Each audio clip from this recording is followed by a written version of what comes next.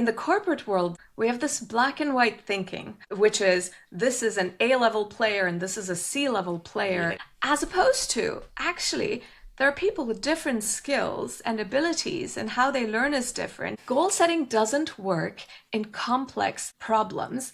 If there's one right answer, go for goal setting and targets. If you're solving hard problems, let's focus on puzzle setting and puzzle solving then. Why are we applying a methodology that doesn't work for complex problems? When a measure is used for evaluation, the more it's used for evaluation, the more it's likely to be gamed and therefore corrupted.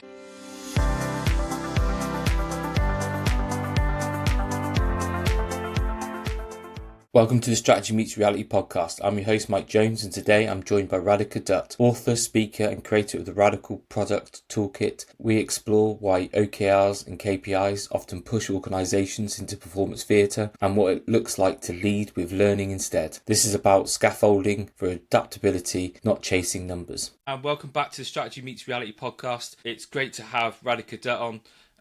It's been a pleasure. I'm so glad we had an initial chat quite a while ago, and I've been really waiting to have this conversation because I think it's going to be fascinating. So welcome, Radhika, to the podcast. Thank you for joining me. Thanks for having me, Mike. And I too have been super excited about having this chat since our previous conversation. Awesome. So just for our listeners, you'll be able to give us a bit of background about yourself and a bit of context of what you've been up to lately? So my background is that I'm an engineer by training. I did my undergrad and grad at MIT in electrical engineering ages ago. And since then, I've been doing such a wide range of things. I've worked in so many different industries, from broadcast, telecom, media and entertainment, robotics. I mean, it's been all over the place, right? And I have been a product leader and a speaker and consultant. And in 2021, I released my first book, which was Radical Product Thinking. And that talks about, all the hard lessons on how to build great products, just lessons that I'd learned along the way, having caught what I now call product diseases and the tons of mistakes that I made. And then realizing that I'd learned from those hard lessons that, is there a way we could give people a clear and systematic process for building world-changing products? So that was radical product thinking. And there were some radical ideas in there that we can get into. But what I'm working on now is my second book. And this second book is about why goals and targets backfire and what actually works instead. And that's what really intrigued me about our conversation. I really wanted to pull apart because I think last time I spoke to you, I was like, I've got this article that I'm writing about this stuff, but I still haven't released it because I don't think it's quite there. But I think I agree with you. But what do you think the challenges around sort of the goal setting, the traditional sort of OKRs, KPIs, all the other God knows how many different measures we try and put on people? Yeah, and I really empathize with that challenge because it took me a long time to articulate what is wrong with goals, targets, OKRs, or for those, if you're lucky enough to not know what OKRs are, objectives and key results. But the point is, it's all these different methodologies for goal setting that are relabeled, and it makes it seem like, these are new and innovative things. But the reality is these are old ideas just repackaged and renamed, right? So it took me a long time to articulate the problem with this. And why did it take me so long? Because I kept thinking, we've all been so entrenched with this idea that goal setting is how you build great businesses, that questioning that, instead of questioning that principle, we question ourselves. We say, there must be something wrong with how I'm setting goals. That's why it's not working, right? Yes. And so here are some observations. And if you've seen any of these observations, know that it's not you as a listener. Like, this is a fundamental problem with goal setting and targets, and this is what research shows. So some of the problems that I've observed is, let's even start with sales. I have seen that when you have targets, what it incentivizes you to do is, first of all, to show the good numbers, because you want to look like a good performer. And even if there isn't a bonus tied to it, even if you're in engineering and sales, it doesn't matter. You want to look like a good performer. And so when you have a target, your incentive is to say, ta-da, I hit the target. What you're doing, whether it's, deliberately or even subconsciously, is you tend to want to ignore the bad metrics because you say, I want to show you, look, I hit the targets. Just subconsciously, you tend to ignore those bad numbers and just sweep them under the rug. And what it does in an organization is it atrophies the experimentation, learning, and adaptation muscle, because that muscle requires you to look at those bad numbers, play detective, and say, I wonder what happened there. What was wrong? So the example that I was giving with sales, I was working at a company where we dominated the movie industry video editing business. Our video editors were used in every single Oscar-nominated movie, every movie that won an Oscar, etc. And we kept hitting sales targets. But if you just looked under the hood and what was happening, the reality was our low-end market was getting eroded. The medium tier too. And the way we were making our numbers was by going after the high end and then the extreme high end, etc. Right? Okay. So numbers hide a lot of sins. And so if you're a listener, you might have seen this in your organization, that salespeople, very often you're seeing everyone scrambling, like, how do we make these numbers? What can we pull in from the next quarter, right? And you'll see the experimentation muscle atrophy. How often do you see someone in sales going like, we lost this deal. Let's really take some time to reflect. What happened there? Let's play detective. I have not seen that. I always see, let's just move on. Next deal. Yeah. It's all that gaming, isn't it? It's like you want to be that high performer, like you said, but also it's that sort of thing where you go, I know it's red, but I need to report it green because I don't want to have that difficult conversation. I don't want to, be in that awkward situation. And it does it. I've always thought the biggest challenge that we have is how do we get more critical thinking into businesses? But everything we do sort of doesn't demand or drive critical thinking. It demands us to just follow the sort of status quo, and we spend more time trying to mask and cover up things rather than try to have that actual honest conversation about how do we deal with it. What's going on? So many interesting points to unpack there. One thing I hear from people who use OKRs or any sort of KPI system, right? They say, we have these meetings to review our KPIs. And it feels like we're all talking at each other rather than actually having meaningful conversations. And that's one of the things that, in the methodology that I've been using instead, that's completely changed teams in the kind of meaningful conversations it leads to. And the other thing you said there, right, is this inherent phenomenon of wanting to game numbers. Like people tell me, we sort of spend the end of the month just finessing numbers so that we can prepare for these meetings. There's Campbell's law from anthropology that predicts this behavior. They've seen this over and over in anthropology, and Campbell's law states when a measure is used for evaluation, the more it's used for evaluation, the more it's likely to be gamed and therefore corrupted, and therefore no longer a good measure for evaluation anymore. Yeah, I like that. The challenge, and it'd be good to get onto your approach. It's in strategy, you come up with how they do it anyway is a bit wrong, but they come up with a plan. They have all these measures to say that they're going to deliver these milestones and these plans. But then people become more fixated on the measures than they do with what's actually happening around them, what's actually changing. So they miss all the opportunities or risks because they just get fixated on the numbers. It's almost like a dog chasing a bone, and that's it, all ball. But yeah, do you often see that? Yes. I think there are two aspects to this, right? So one is the number chasing. And this also relates to, it's not even malicious. It's that you want to prove that this strategy is working. And what you really need is for people to genuinely question with curiosity and openness and ask the question, is this working? Are we actually making progress with the initiatives that we've outlined? Instead, targets force people to show progress with those same initiatives, right? Yeah. And there's a second piece of this, which is when you set a strategy and then you set OKRs at the beginning of the year, what you're not allowing for is the learning and all of this information being adapted based on new information coming in from the front lines. So what happens is, OKRs or goals are set from this lens of, no, this is what progress means, this is what it means, this is the solution, and this is what progress towards the solution look like. And in reality, the moment you start your initiatives, you discover there are things working or not working.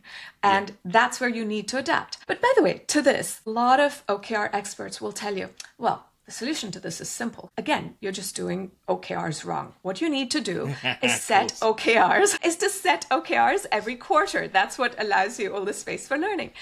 But I've heard someone say this to an executive and they just laughed, saying, it takes us so long to coordinate OKRs across the whole organization at the beginning of the year. If you made me do this multiple times a year, we would just die.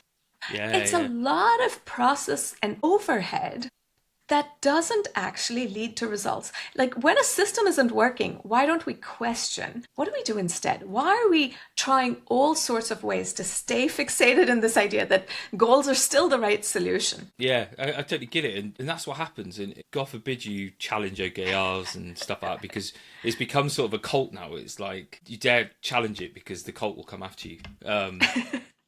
And I always say, when you get to a point that you now need a person or a team to look after that thing, it's gone too far. Because that's too much corporate energy. It's like, we call it pathological autopoiesis in systems terms. And all that means is when we get a problem, like, we've got to do OKRs, they aren't going right. Right, you need to do more OKRs. What we then do is we put someone senior in charge of it. And then, because they're senior, they want a team. And then they create this team, but this team then forgets that they're there to do this job. And so they become self-creating. And before you know it, you just create this massive bureaucratic team that just zap resources from where you need it from, just to do something that isn't really effective. Because I'm on the same agreement with you. As soon as you start enacting your strategy, things are going to change. Every time you do something, we're not too sure how it's going to work. So we need to be adaptable. If you create this massive structure to try and measure the hell out of everything, it's not going to work unless you're in, maybe, I don't know, it may work in manufacturing or something, I don't know, but something's a bit more stable and predictable, but still. Let's talk more about manufacturing, right? But I want to address your point that you just made, and I see the Formula One poster behind you. I'm a Formula One fan too. When you're working on a strategy, as a leader, what you really want is you want the feel on the ground. You want to know this feel and how much grip and traction you have so that you know how fast you can take the turn. And what happens is, when you set goals and targets, what you're hearing from the front lines is the information that you're hoping to hear, that everything is going well. So you don't have a good sense for the actual road, the traction, the grip, etc., right? And so you're not driving as fast as you possibly could because you don't have that grip on the ground. You don't know what is reality. So that's one piece of it. And the other point that you made is, maybe this works in manufacturing. So let's talk about, where do goals and OKRs work actually, right? And for that, we should look back at history and where did goals and OKRs come from? Like, why is it even so entrenched in our psyche? Why did that become the way to manage a workforce? And, even though OKRs, they seem like a new thing because John Doerr publicized it in 2018. Larry Page at the time, founder of Google, he was saying OKRs are the secret to Google's success, etc. By the way, like anonymous Googlers instead often joke that we just created OKRs and publicized them so that all of our competitors are going to fail. But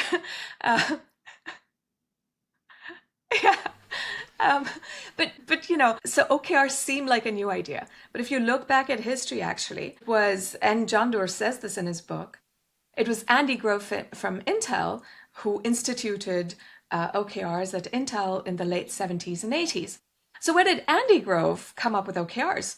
And the answer to that is, it was basically a small tweak to management by objectives, which was Peter Drucker's revolutionary set of ideas from the 1940s. That is really key, right? From the 1940s, then we made small tweaks in the 1970s and 80s. And from that, we haven't really changed in the 2020s, right? Isn't that crazy? For 75 years, there's an idea that's unchallenged.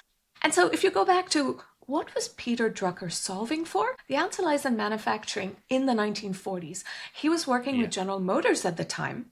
And the workforce that they had was primarily an unskilled workforce that was doing repetitive tasks on an assembly line where there was very little automation at the time in the 1940s, right? And so in the 1940s, goals and targets were a great way to work because you set goals together with employees and there's one right answer to how you install tires. There's one right way, and so I can tell that Andy is a better performer than Bob because Andy did 45 tires, Bob did 40. Great, I get the clear picture of who's a good performer or not. Yeah. Now you take the same concept of goal setting, and let's take the complex manufacturing setting of Boeing's manufacturing floor. We are manufacturing an airplane, and it requires skilled labor. It's no longer just fully automated. Like all the tasks that they're doing, they're actually hard engineering things that require skills. And then you see the kind of manufacturing and quality issues that you have where you have panels flying off of planes, and we wonder why. Goal setting doesn't work in complex problems, and that is what research shows. If there's one right answer, if you're doing crunches at the gym, if you're doing stuffing of envelopes for a campaign, go for goal setting and targets. If you're not solving, if you're solving hard problems that are more like puzzle solving, well, let's focus on puzzle setting and puzzle solving then. Why are we applying a methodology that doesn't work for complex problems? Yes. And I think that's the trap that, reason why we talk about this podcast, that the trap is that everything's linear, the world is predictable, the world is stable, and we know it's not. But we try to enforce management stuff or measurement stuff or tools that are either only suited for that real stable life, it doesn't exist, or it's context free, and we try and put other contexts into our work that doesn't seem to work. But you've got, and you mentioned it there, you talk about puzzles. I quite like that idea of puzzles because it leads to sort of critical thinking. So explain, because I got the privilege of having a sneak preview of your chapters.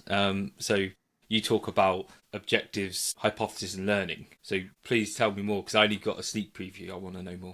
Yeah. So the methodology that I've been trying out, because by the way, my original approach used to be I would tell leaders OKRs aren't working. Let's not use them. And they would say, well, that's the devil I know. What do you propose instead? And I didn't have a good answer, right? Until I had to come up with something that works for the workforce of today, like for solving puzzles. And so instead of OKRs, objectives and key results, I came up with objectives, hypotheses, and learnings. And so the way this approach works is the objectives, instead of just some arbitrary thing we want to do, like the description of an initiative, like build the best web browser or grow the company, I like setting a puzzle using the objective. So let's look at the example of sales. Instead of just setting a target of X million ARR by the end of the year, what I would say when setting such a puzzle is I'd say, the market expects us to hit X million by the end of the year. But here's the puzzle that I see ahead of us. Sales grew in the last 3 years. They've stalled in this last year. What might be going on? And here are genuine things I don't know. Like, why have sales stalled? It might be that the market has fundamentally shifted in some way. Perhaps it's that, we were selling to the early adopters and we had really gotten good at selling to those early adopters, but we haven't figured out how to sell to the mass market. So maybe our messaging isn't resonating for the mass market. Maybe it's that our product isn't suited for that mass market, right? And so I would invite my leadership team to help me figure out, how will the different parts of the organization figure out this puzzle? And there might be things that the sales team can try. It might include, I'm going to test out different messaging. I'm going to see, are we getting to the right sort of decision maker? Is the mass market different in terms of their way of thinking and the decision maker, the strategy to sell into that? I'm going to try different things there. So sales might have their approach to puzzle solving. The product team might look at the same puzzle and say, okay, how do I figure out, how do I sell into this mass market? Are we not selling well to them? Or is it not meeting the needs for this mass market, etc.? That is how we talk about this puzzle setting and puzzle solving. So that is the objective. So the objective just summarized the puzzle. And now let's talk about the puzzle solving, because in organizations, as we said, that are target driven, that puzzle solving muscle has atrophied. And so in puzzle solving, that means looking at hypotheses and learnings and really structuring them. So rather than focusing on hypotheses and learnings, let's focus on the structure. So which is, the 3 questions of puzzle solving are: how well did it work? So that first question is, notice it's qualitative. It's, qualitative meaning it's not a binary question of have you or haven't you hit targets. It's more of, I want the good and the bad numbers. And so I'm going to define a hypothesis to really be rigorous about this and say, if we try this particular experiment, then here's what I expect to see in terms of the outcome, because here's the connection between the experiment and the outcome. Yes, and then I might have leading and lagging indicators that tell me whether this experiment is working or not. And this is where I would look at both the good and bad numbers to evaluate how well is this working. So that's the first question. How well is it working? The second question is, what have we learned? And this is where I tell teams, don't just spit out a bunch of numbers and stats at me. You figure out from those stats and all the data what is actually happening, right? And we can talk through a whole example of how we went about this in a company. But what have you learned? Tell me the story and the narrative. And the story and the narrative, by the way, triggers creative thinking. It's the right brain.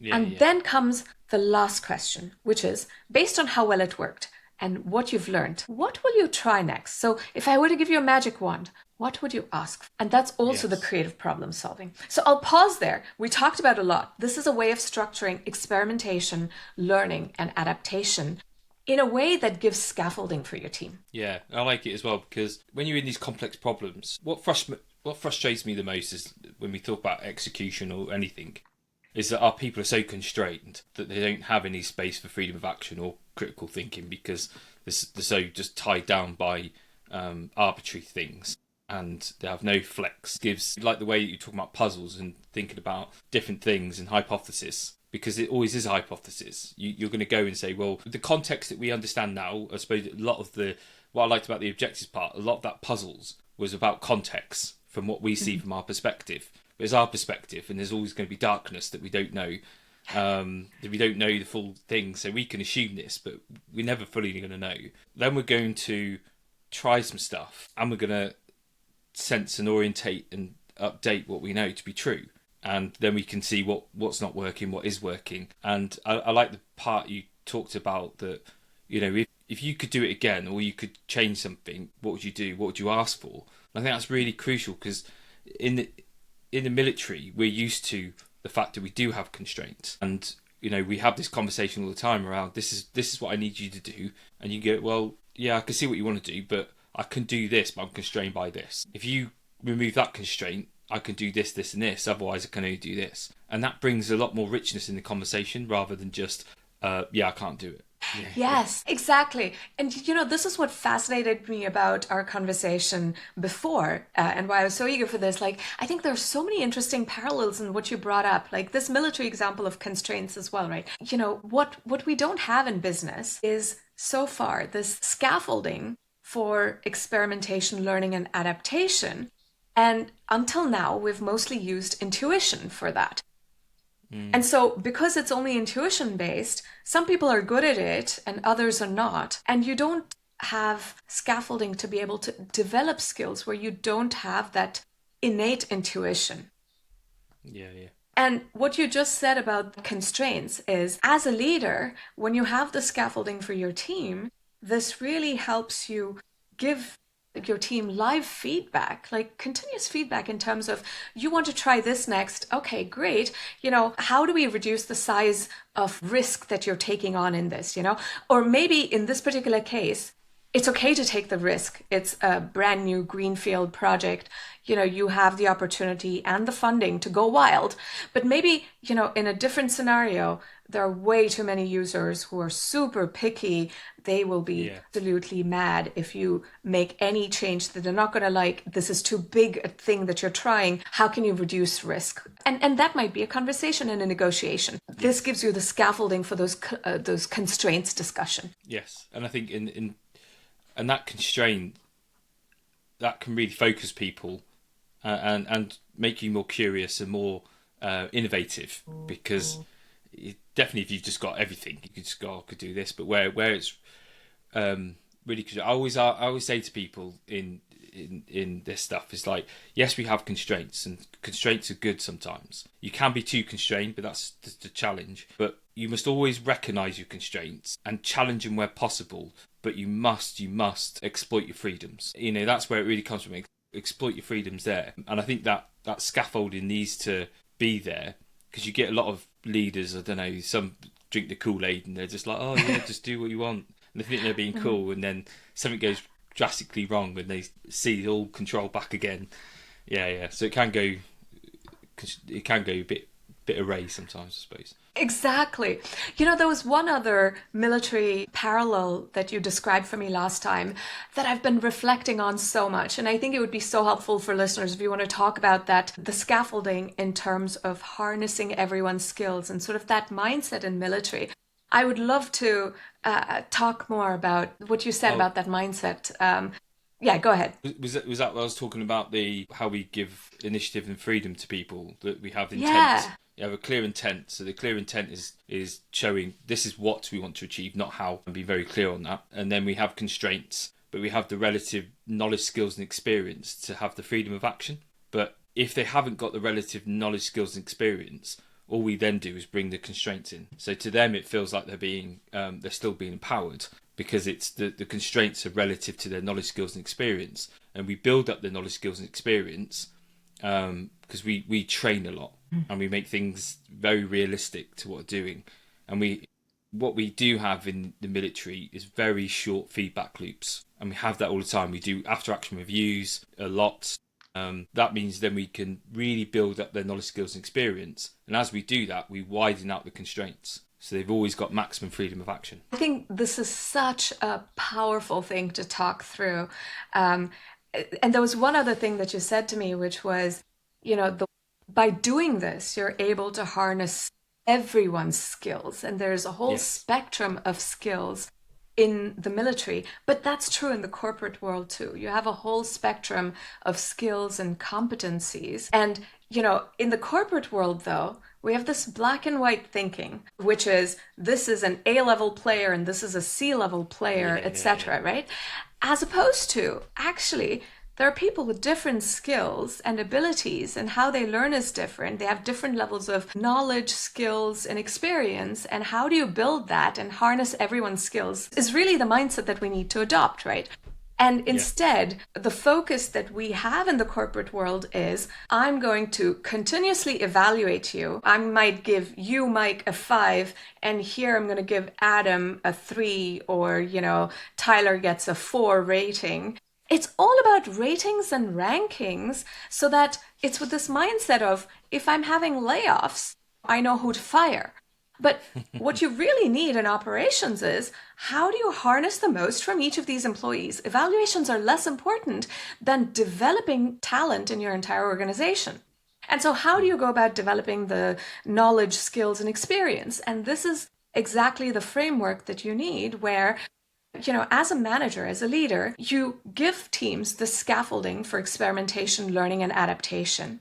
And what I've noticed is, when I give teams this, I can observe very quickly, as they experiment and they come back with these learnings of how well did it work? What have you learned? What are you going to try next? I can see the depth of their thinking in this puzzle solving. And really interesting realization for me was there were a couple of people from these big named companies like Google and Amazon, and their ability to think through this, how well did it work, what have you learned, what will you try next, was actually very shallow compared to someone else who didn't have that experience. But they were deep thinkers. They were able to solve this puzzle. And as they got better at it, I was able to give them increasingly more freedom. Just, go forth, solve this puzzle. And, even the feedback loops, I was realizing I could give them more and more freedom to do that.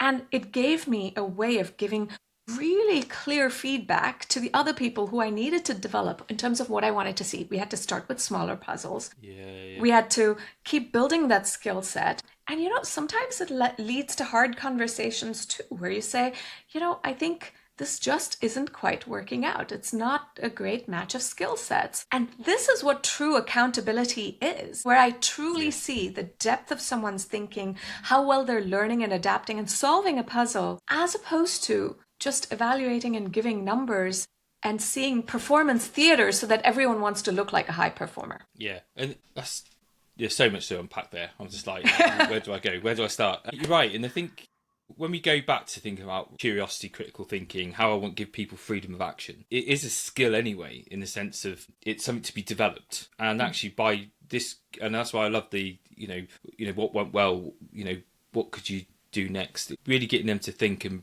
bring it in. You're building that muscle. And I think that's what should be encouraged, to give people the maximum freedom of action, give them the right scaffolding, give them that development, give them that space to experiment, have that conversation so we're learning as we go through. But also, we need to ensure that we actually do it. But we tend not to. We tend to... I joke with some of the organisation, it's like they've created a revolving door that, these are really critical thinking human beings because they have a life outside, they have a home, they got family, and they seem to navigate their problems quite well at home. But as soon as they come into the organisation, they get that revolving door, they come in, they lose all ability to think for themselves, do anything, and they become really like learned helplessness because the organisation's created it. They've learned over time that what's the point in thinking? What's the point in doing this? Because I won't be listened to. No one cares if I can solve a problem. And I just got to make sure that I get these numbers done and that's it, rather than actually challenging people. What you say is so important. I've felt this when I've worked in companies. And when you're a person who really cares about your work, what happens is everything that you just described becomes really demotivating. It becomes demotivating because you can see the performance theater under you. You feel like you care about the quality of your work.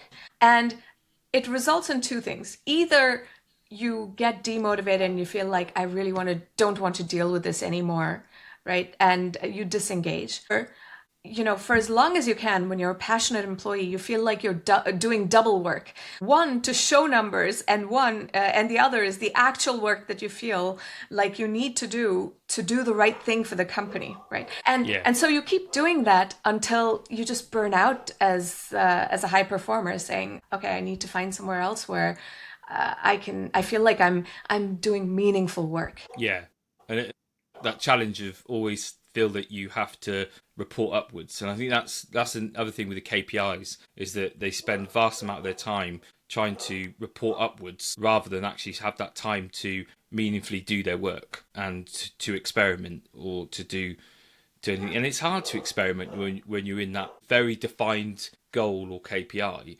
because if you do something and suddenly your KPI is now red, then it's like the whole organisation has a heart attack, and then more control, more processes, more reporting goes on top. So it becomes an even more relentless sort of Sisyphean environment where it's just meaningful, endless tasks and no ends. Yeah. On that point, right, about what if your experiment leads to something really bad? There's a really interesting thing I learned from Booking.com in how they do this experimentation. They have what you called constraints, and what I've been calling scaffolding, but they have this constraint where if you're running an experiment on, let's say whether this XYZ experiment leads to a conversion or not, they might have scaffolding saying that if the number drops below 96%, we will not implement that experiment, right? So you're allowed to experiment on a small scale and see kind of how it's affecting the numbers. And any experiment that's looking like it's going to make things, fall below 96%, you immediately abandon that experiment. Yes. So there's that sort of scaffolding. And even with such scaffolding, you have to be very careful. There's another company where, those product manager was telling me that they looked at conversion rates and they were looking at such numbers, and, they implemented an experiment. Actually, it looked like that experiment. So let me tell you exact details so it makes sense. So thought that if we show you the logo of a healthcare insurance option that you are selecting, then by showing you the logo, you're more likely to convert. And so, of course, that hypothesis makes sense. But when they tried it out, they were actually seeing that the conversion was dropping. So that's really strange. Why was it dropping? So what was cool was this product manager, instead of just abandoning the experiment, went into this question of how well did it work? Well, it's not working well. That's surprising given my hypothesis. What did we learn? So they dug into what they learned and they discovered that it actually was because the user was discovering that this healthcare insurance plan just would not work for me at all. Like, I know this plan, therefore they dropped out of the queue. So the point was, it's not that it was lowering conversion. They were dropping out because that wouldn't have worked for them anyway, that just this drop off would have happened later in the queue, right? And so for the people who wanted it, it was leading to better results. So, right. Yeah. So yeah. It's fascinating puzzle solving. Like, we have to really look into numbers before we abandon experiments and say, what did we actually learn and what will we try next? And so what they tried next was, we need healthcare insurance options for these other people who knew that it would not work for them. Why was it not working for them? They needed something like this. And there's two things that are, I think, really crucial when you're trying to deliver things in a complex environment. One is the fact that you can abandon a project. I see in organisations hundreds and hundreds of projects that started, they never finish, but they're never abandoned. They're just there, they just linger around, they take resources and time and energy. No one has the rights or decision rights to just say, do you know, this is just not working for us for these reasons. And the other thing that's really good is, again, that testing and probing, instead of just saying, oh, it hasn't worked, or just saying, oh, we're just going to carry on with it, is that actual, why hasn't that worked? And what can we learn from that?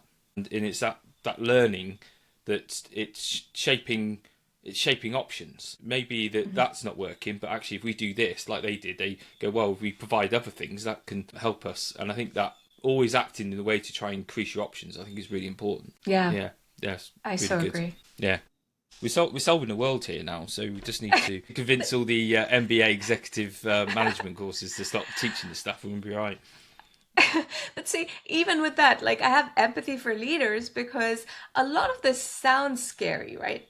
It feels like even the words puzzle setting and puzzle solving, it sounds playful. It almost sounds like, am I just leaving my team off in the playground, go figure this out and come back when you're done playing, right? And that's really, and hopefully for everyone listening, you realize that is absolutely not the intention at all. It's more like the military of this is constant training and practice and exercise so that you're building that muscle, the skills, knowledge, and experience, as you were saying. One thing that I was reading a lot about Andy Grove from Intel and what made him so successful at Intel, and what Walter Isaacson, what he credits for Andy's just incredible innovation and changing the face of the semiconductor industry was not OKRs, right? John Doerr says it was because of OKRs. What Walter Isaacson said was it was because of his paranoical obsession with never getting complacent. And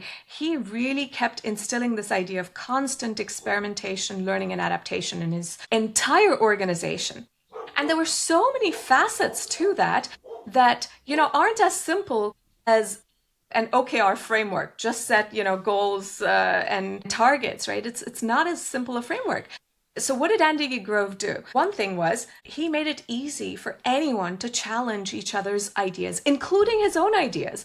He didn't have a corner office. He had a cubicle along with everyone else. That was the same size cubicle so that anyone felt comfortable with confronting him and saying you're wrong. And they would look at data to say, why do you say that? And, people felt like they could take ownership and tell him things. They constantly experimented. When Intel's memory business was starting to decline, it wasn't out of the blue that they became leaders in microprocessors. It was 10 years of experimentation before microchips actually was what became Intel's main business, right? Microprocessors. The one other thing about how he thought about all of this was he had such an intuition for it, for this experimentation and adaptation was, when he wrote the book, Only the Paranoid Survive, he didn't offer a scaffolding or this guide for how do you do experimentation, learning, and adaptation. What he said was, it is super important that you build a muscle for doing this, because you can't one fine day just have this muscle when you're desperate and your market is tanking. You can't then one fine day develop this muscle and suddenly start experimenting. You have to have been building this muscle all along. And it reminds me of your military analogy that you're constantly training and building that knowledge, skills, and experience, because you can't one day just get into war and know what to do, right? So for leaders too, we have to do the same thing. Like, we have to constantly build this muscle so that one day when you do need to pivot, when you do need to figure out how do you switch from this market that's tanking, these experiments that are not working, instead of just letting them run, you're able to put the do not resuscitate order on it and say, here's what we do instead. Yeah. And I think it is scary, like you said, for leaders, because we're going against the grain about everything they've been taught, especially when we go, we want experimentation. That takes a bit of fat in the system, and we want a bit of fat in the system, but we're so used to, right, everything's got to be turbo efficient, really efficient, because this metric says this, and if they're going, and this is the problem, because they gamify the KPIs, go, oh, well, you're efficient, we can cut more, and you can be more efficient. But the more you do that, there's no focus on anything else other than just surviving. Like, let's go on a bare bones to survive, and it doesn't give people that cognitive capacity to think about tomorrow or think about experimentation. They're just so worried about trying to survive through today, and they don't have that capacity to train or to do anything else. They're going from one meeting to another, so it's like a structural thing that we need to build in. But it's so important, because that gives you that resilience as an organisation. Yeah. And what you said about, thinking, taking the time to think, reflect, etc. What I see increasingly, and this is an increasing danger with AI, what AI is really good at is optimizing numbers, right? It's really good at optimizing numbers. And what I see is, as that gets even better at optimizing numbers, it creates this temptation for us to abdicate thinking, reflection, etc., to AI. You think about it, optimize, and come back to me with what I need to do instead, right? And figure out, how do I optimize for these numbers? Whether we're doing it by using AI for whatever algorithms that we're using within our tool, etc. It's this black box that figures out how to optimize for whatever stat that you want to optimize for, but it doesn't lead to better results. And to this, right, a lot of people might actually say, well, how do you know that? Maybe there are metrics that you can optimize for, and that is going to give you long-term business results. And I want to share an example where here's a metric of, something that you can think through and say, okay, if I pursue this metric, this should give me better results. And yet that's not the case. So the example that I want to share is that of dating apps, right? So what happened with dating apps? In 2013, Tinder came out, and Tinder launched the swipe left and swipe right functionality. Yeah. And it sent the user engagement metric through the roof. Now, all of a sudden, they had gamified intimacy so that you could swipe left and swipe right, and people stayed on for hours swiping left and right. And so everyone else saw this, like all the other dating apps, and they said, whoa, we now found the elixir for increasing our user engagement numbers.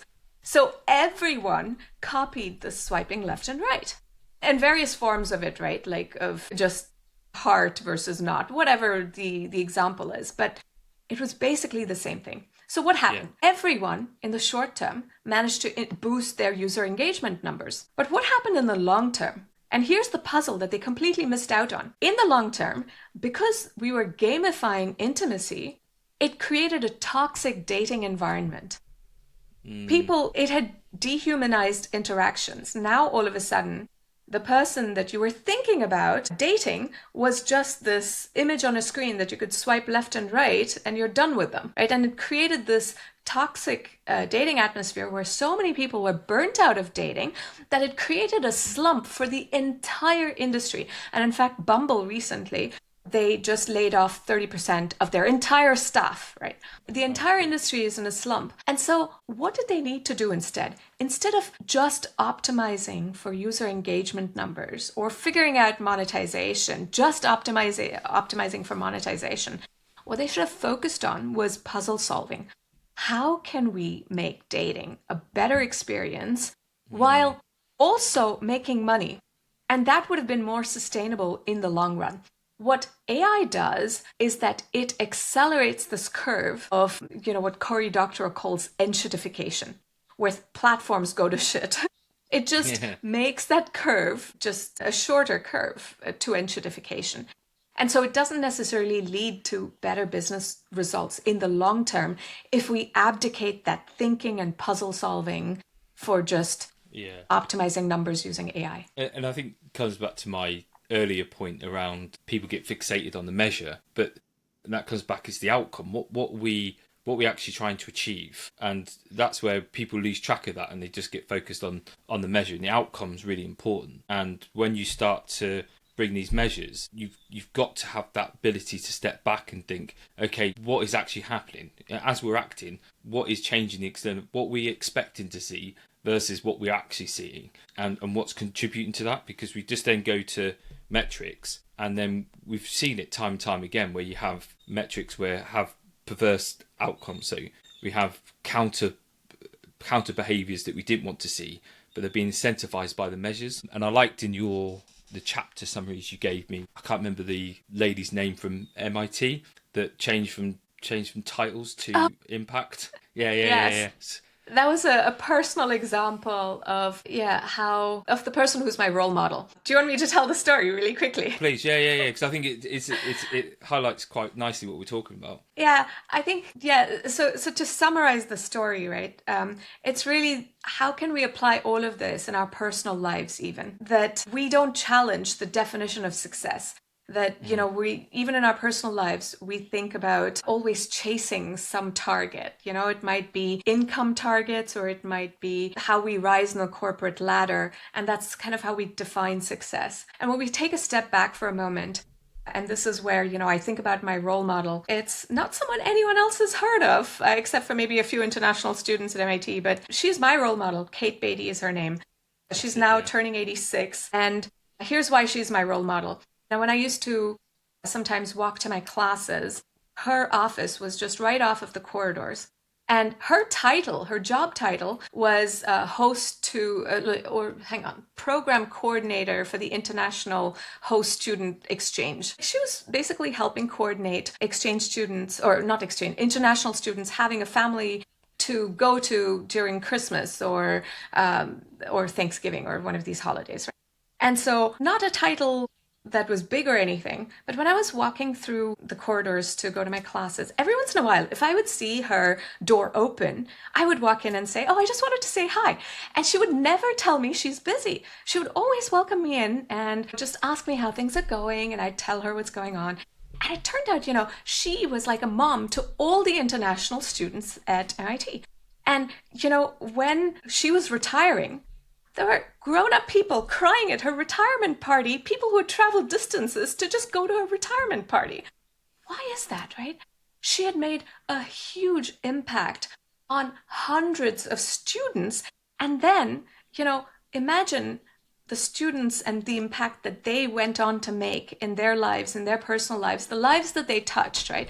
That is why she's my role model, because it makes me remember that success isn't always sort of what society ingrains in you, all these ideas that are so traditional. You can define success by reflecting on just what is it that you want to contribute? What is the legacy you want to leave behind? And it's not a legacy necessarily by having millions of users using your app. It might be a legacy of what is the personal connection that you leave behind. How many people want to go to your retirement party? Yeah. Don't take that as a target to measure success against.